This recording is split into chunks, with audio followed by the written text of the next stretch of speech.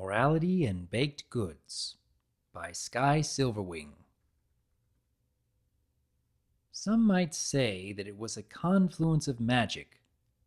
Others might declare it to have been the will of discord. Still more might claim that something in the baker herself was to blame. And some would state that it was something about the dough. Truly, it could have been any of these factors, or a combination of them. But however it happened, its end result was a strange event so unusual, it changed Ponyville forever. It all began on a sunny morning in Sugar Cube Corner.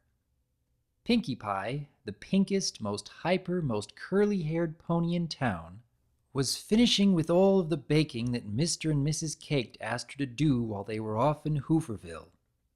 A quick look in the pantry showed her one more large blob of gingerbread dough, enough for a bunch of mid-sized cookies. Next to the dough there was a note. "Dear Pinkie," the note read, "if you have reached this dough and have finished all of your tasks for the day, we really appreciate having you on as our assistant baker. This dough is actually some extra that we had on hand, so as long as you are done, you may have it and use it to make whatever you want. You've earned it. Mr. and Mrs. Cake." Pinkie gave a happy squeal as she finished reading. Sure, she often got to bake whatever she wanted and eat most of it too, but it was genuinely a joy to know that she had made Mr. and Mrs. Cake happy. The reward was just the icing on the cookie, so to speak. She picked up the cookie dough and took it into the kitchen, wondering what she could do with it. Enough dough for a bunch of medium cookies could make one or two really big ones, or a bigger bunch of little ones. A cookie was a cookie, but this one was going to be special. Mrs. Cake taught her long ago that the sculpting of a cookie and its decoration were as much an art form as planning parties. If you did not put your all into it, it would not come out so good. So Pinkie focused her mind and pulled off a small bit of the dough, holding it on her hoof and looking at it. After a long moment, she laid the dough on the table and began working it into a shape. Ultimately, she settled on a stylized cat shape. Smiling at her creation, Pinkie collected another, slightly larger lump of dough, producing a slightly larger, more detailed cat shape. After her third cat, Pinkie took the remainder of the dough and began working like a pony possessed, creating a stylized cat of much greater size and detail than any of its predecessors. The result being the largest and most detailed cookie that Pinkie had ever made. It too was a stylized cat, but it was much more well-made than the others. Had it been on the floor, on all four legs, it would have stood nearly as tall as Rarity's little sister. It had blue candy eyes, what would crystallize as it backed, and Pinkie even added a stylized gothic Lolita dress. Pinkie added a few details, and then pushed the 4 cookies into the oven to bake. At first, it was all darkness, warm and all-encompassing. Then the darkness was split by the light, and the Creator looked down upon her for the first time, and reached in to draw her from the darkness. She was suddenly struck by the oddness of thinking of herself as one to be looked down upon or drawn from the darkness, or even to think at all. Clearly she had begun to think at some point, but she really was not sure when. She became aware of 3 others, smaller than she, riding with her on the platform. She felt as if she were kindred to these others in some way, almost as if they were formed from the same whole. She knew not who they were, but she knew they were special to her. It was not until the Creator had drawn her out into the light that she became aware of how stiflingly hot the dark had been. The cool air and the light brushed over her skin, and she drew it in, breathing in the chill and letting the heat leave her body. She blinked. She had a body. She looked down at herself, finding it to be much like that of those who rode on the platform the Creator was carrying with her. Her tail twitched slightly as she looked at her pretty dress and brown skin. Then the creator spoke. "These are the best-looking cookies I've ever made," the creator said. "And it is like a family, 4 sisters." She absorbed this statement, so the others were called her sisters, and they were all called cookies. She loved her sisters and had a sense of deep connection to them, and she was the largest of them, so clearly she was the big sister. Then the creator reached down with a metallic implement and removed her from the platform. The creator smiled at her. "All right, Kitty," the creator said. "I will decorate you first." So Kitty was her name. Kitty smiled, unnoticed by the creator, as she looked over at her sisters, wondering what each of their names would be. The creator produced a strange tube with a nozzle on one end. "First, a bit of frosting," she said. Kitty felt a tingle as the creator squeezed a white substance onto her skin, adding details to her and making her more. It felt so good, like being made whole. Then came a little bit of red frosting on her nose and mouth. Now that Kitty's smile was visible, the creator smiled back at her, and Kitty felt loved. Having finished the detailing, the creator set Kitty down and turned to the eldest of her younger sisters, slowly, one by one, speaking to each as she did.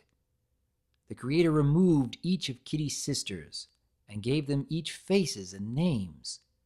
The biggest of Kitty's sisters was Ginger, the middle one was Cat, and the smallest was Tiny. Kitty was happy to listen, absorbing the knowledge of the words the creator spoke and learning about her sisters. As the others joined her on what the creator called a cookie sheet, she felt closer and more connected to her sisters than she had ever been before. And then disaster struck. As the creator moved Tiny from the table where the creator had been decorating her, a green thing appeared at the creator's feet, and in her attempt to avoid it, Kitty's littlest sister fell from her grasp, striking the floor with a devastating crunch, breaking the cookie's leg off. Kitty craned her neck to see, as the creator bent down with a disappointed sigh. "Aw," the creator said. "Gummy, how many times have I told you not to get around my hooves in the kitchen? You made me break a cookie." She shuffled the thing out of the room and then returned and sighed, and picked up Tiny. "Oh well, I guess I will just have to eat this one first." With that, the creator tossed the injured cookie up into the air and caught it in her mouth, creating a terrifying crunching as she devoured her with Kitty looking on in horror. Kitty did not know what to think. Her youngest sister had done nothing to deserve such a fate. It was just so cruel and unfair. Suddenly the creator turned to look over the rest of the cookies on the plate, and her smile took on a new meaning. Kitty now could see the hunger, the vicious, voracious desire in the creator's blue eyes. A spike of fear shot through Kitty as she realized the terrifying truth. The creator intended to devour them all. Desperately, she thought, trying to figure out what to do. As their big sister, her little sisters were counting on her to find a way to escape the grisly fate that awaited them and get away from the one who had created them.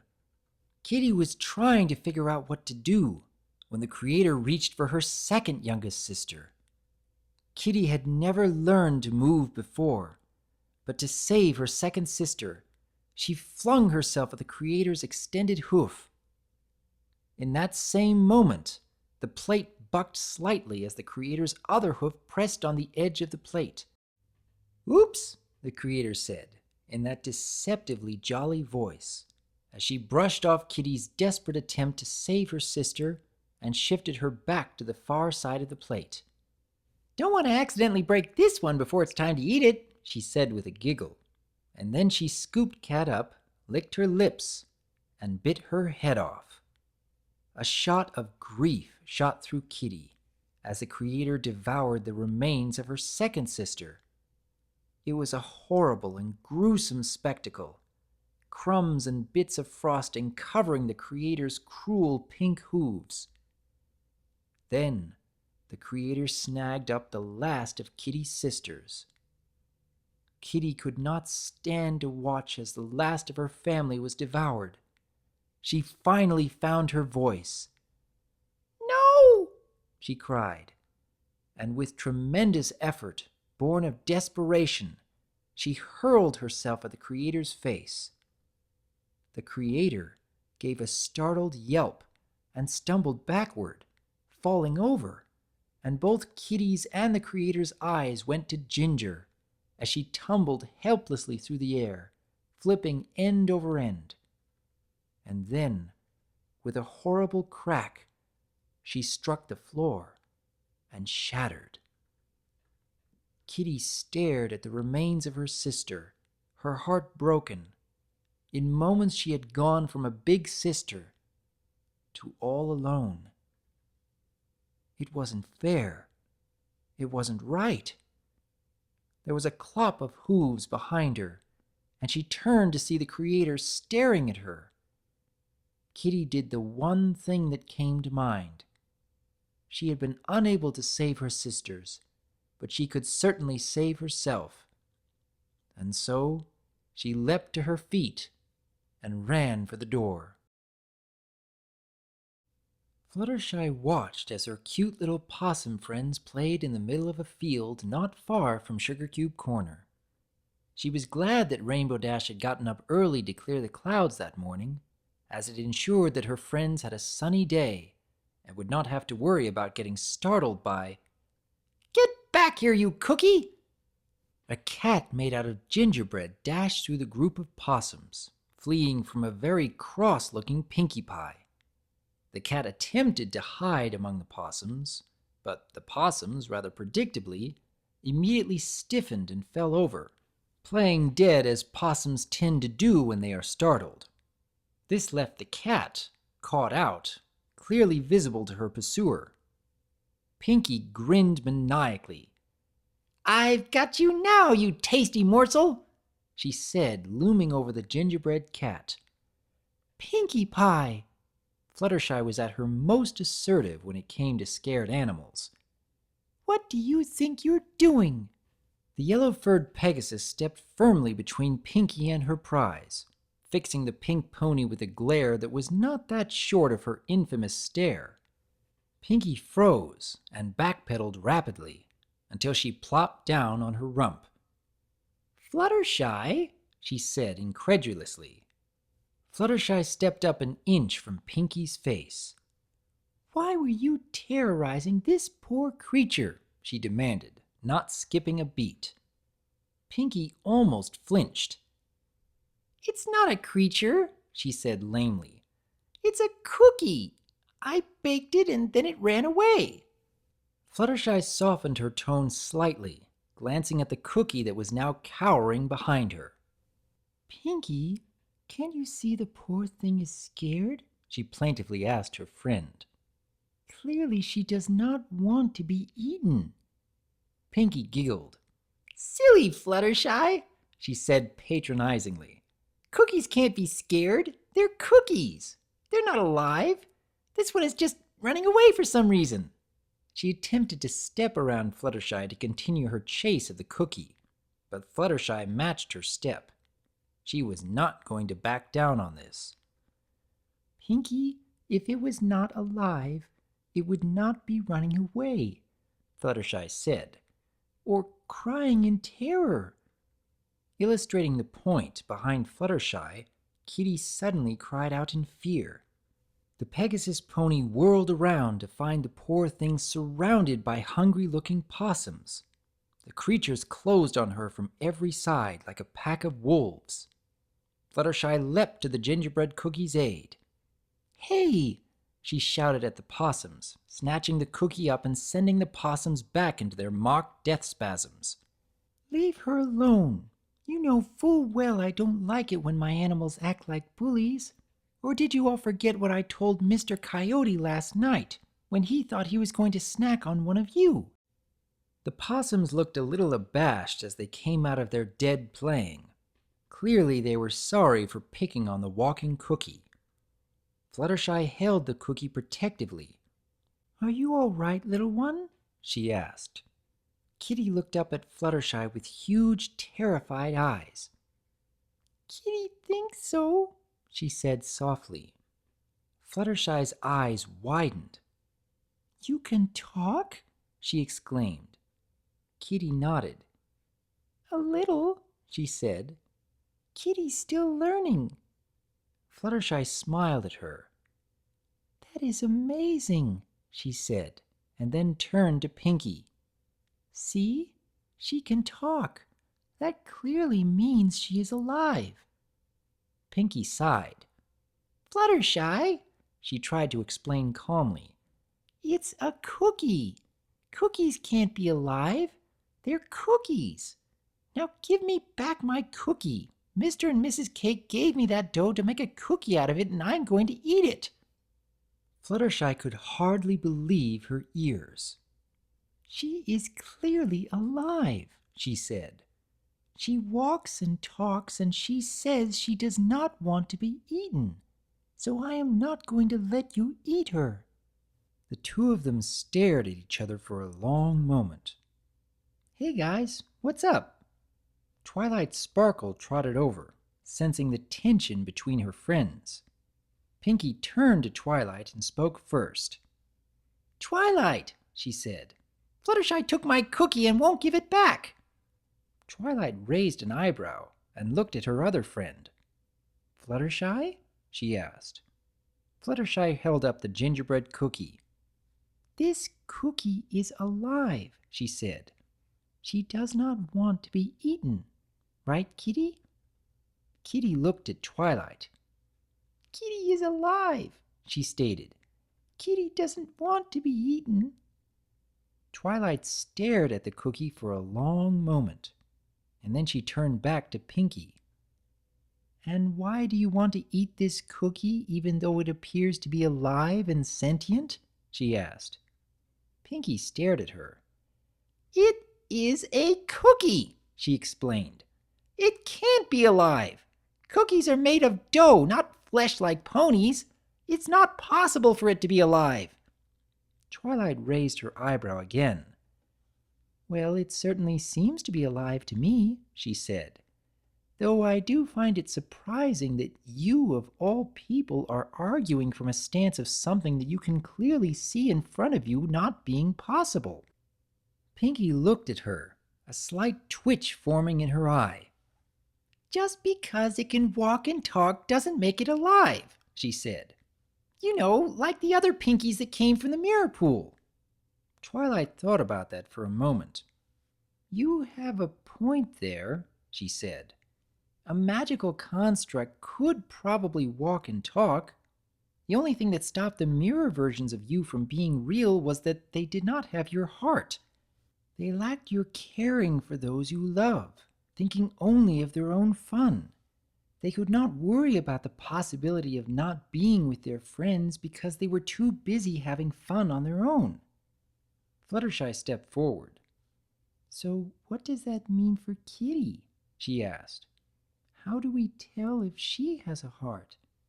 Pinkie grinned broadly, but there was something off about that grin. "It doesn't," Pinkie said. "I baked it myself. No meat in there at all. Just dough.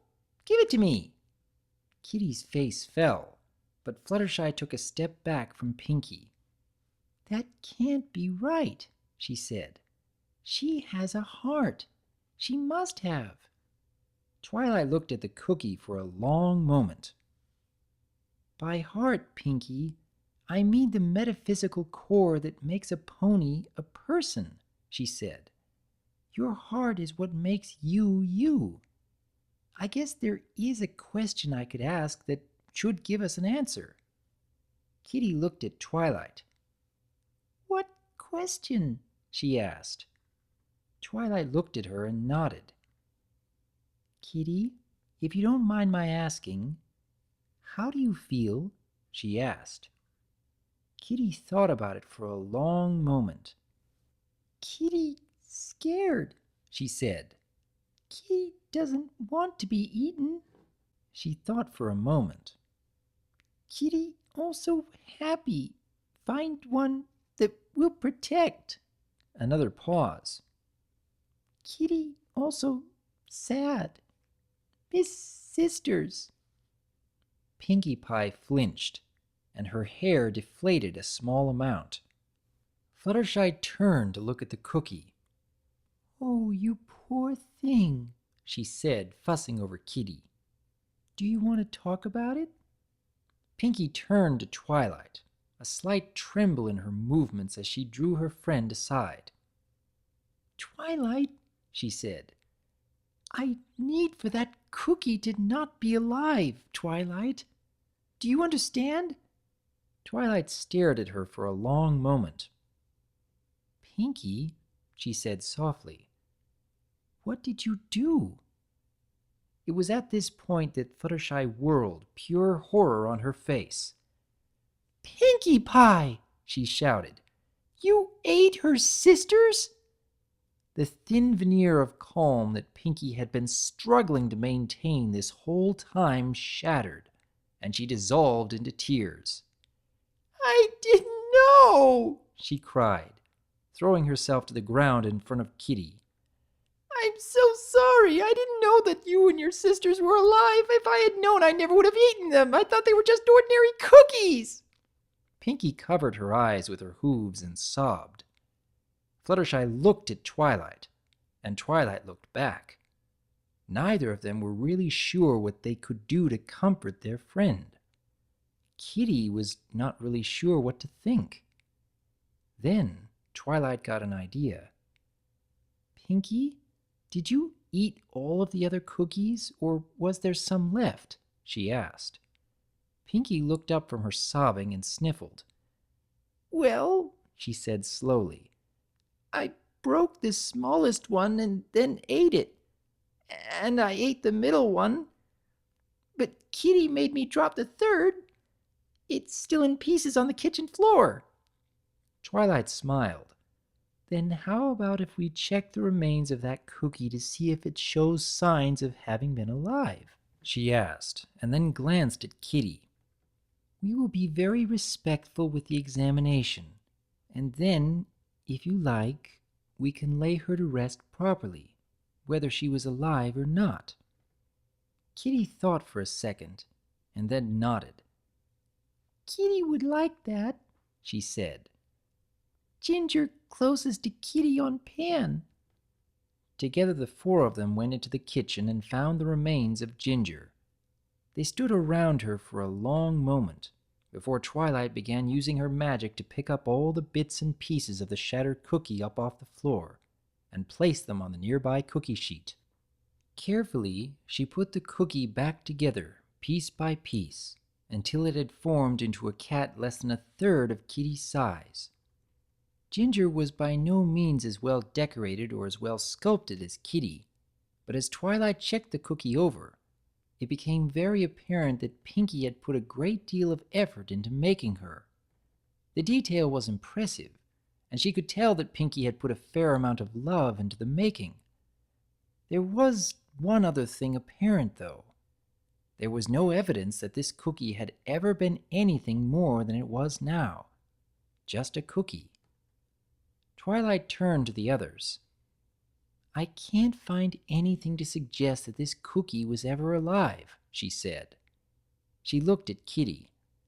I'm sorry, but while I understand that you thought of them as family, I can't prove that they were ever really alive. Pinkie Pie sniffled and looked at Twilight. So, I'm not a killer? She asked. Twilight shook her head.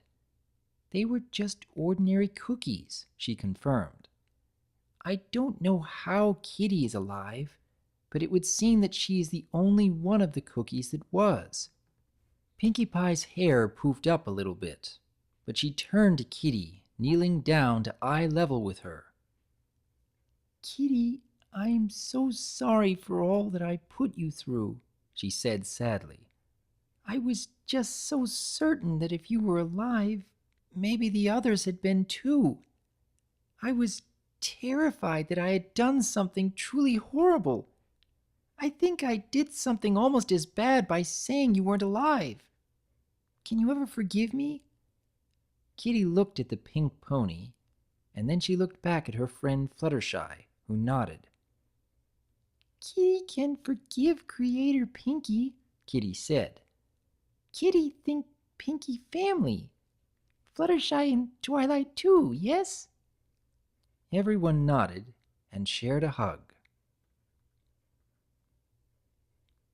Dear Princess Celestia, life can change in the most unexpected ways. My new friend Kitty and I are now both working in Sugar Cube Corner, and boy were Mr. and Mrs. Cake surprised when they met her. We all love her, and she is a great help, and even one of the family now. Though she has to be kept away from Gummy and the babies, they just don't know any better.